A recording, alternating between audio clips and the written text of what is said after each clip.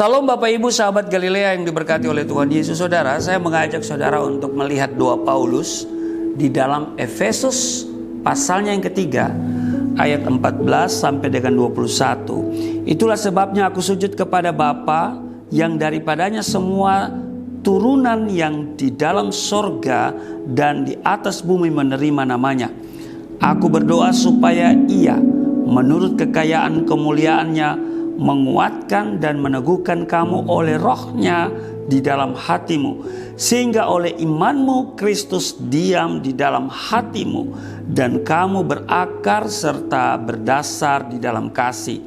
Aku berdoa supaya kamu bersama-sama dengan segala orang kudus dapat memahami betapa lebarnya dan panjangnya dan tingginya dan dalamnya kasih Kristus, dan dapat mengenal kasih itu sekalipun ia melampaui segala pengetahuan.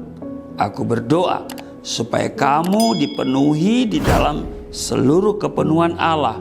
Ayat 20, bagi Dialah yang dapat melakukan jauh lebih banyak daripada yang kita doakan atau pikirkan, seperti yang ternyata dari kuasa yang bekerja di dalam kita. Ayat 21, bagi Dialah kemuliaan di dalam jemaat dan di dalam Kristus Yesus turun-temurun sampai selama-lamanya. Amin.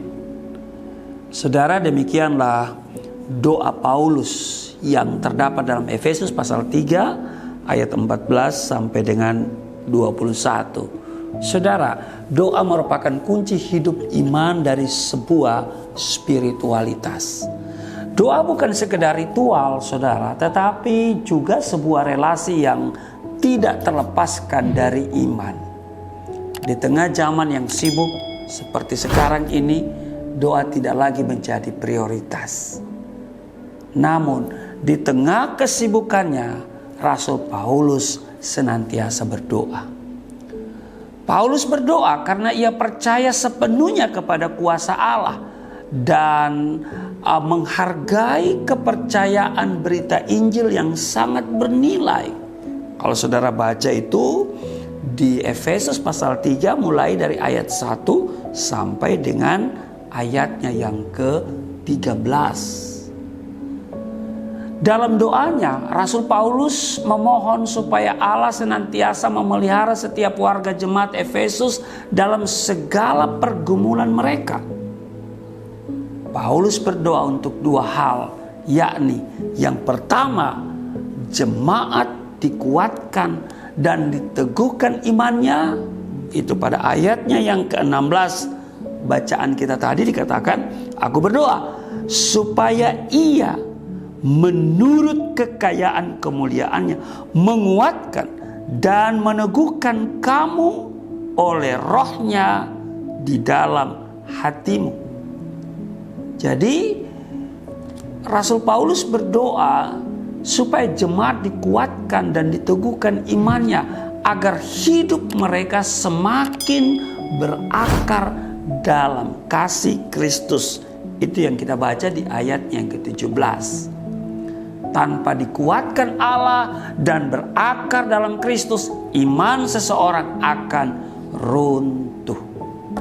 Betul?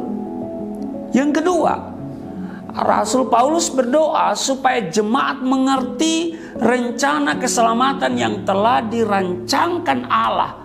Meski rancangan keselamatan itu sangat lebar, panjang, tinggi, dan dalam, yang melampaui pengetahuan manusia. Itu terdapat di ayat 18 dan ayatnya yang ke-19.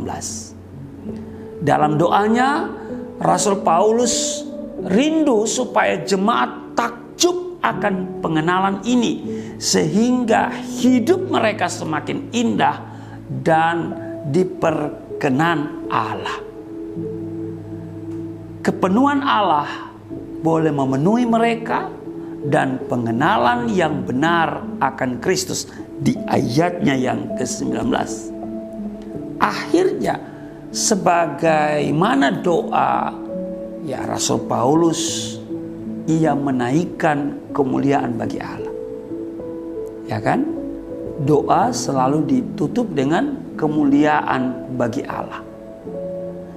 Ia adalah seorang rasul yang sangat memahami bahwa hidup Kristen adalah berdoa. Amin. Karena hidup ini adalah peperangan. Kalau kita baca di dalam tulisan Rasul Paulus di jemaat Filipi atau Efesus, di Efesus ini saudara ada perlengkapan rohani di Efesus.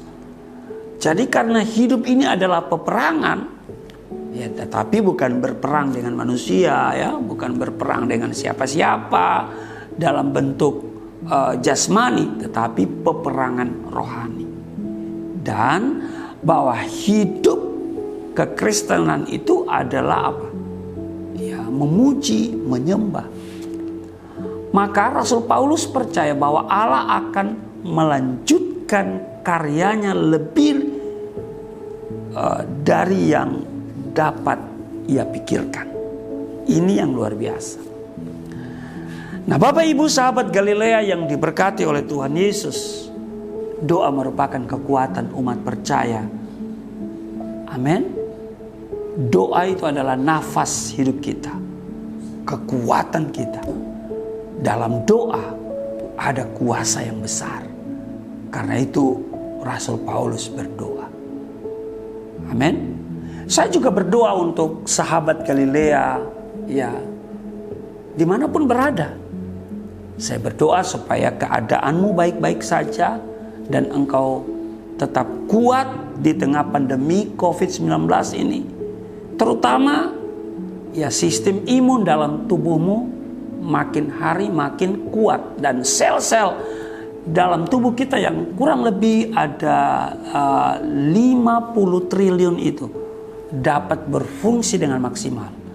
Sehingga itu yang merupakan garda utama untuk menyerang segala kuman virus yang masuk dalam tubuh kita. Saudara, saya berdoa supaya ekonomi saudara baik-baik saja, dan kesehatan saudara baik, rumah tangga saudara baik. Pokoknya semua baik deh di 2021 ini. Banyak kebutuhan akan doa yang perlu kita naikkan kepada Tuhan. Saudara juga bisa berdoa untuk saya, untuk kesehatan saya, untuk pelayanan yang saya lakukan hari-hari ini.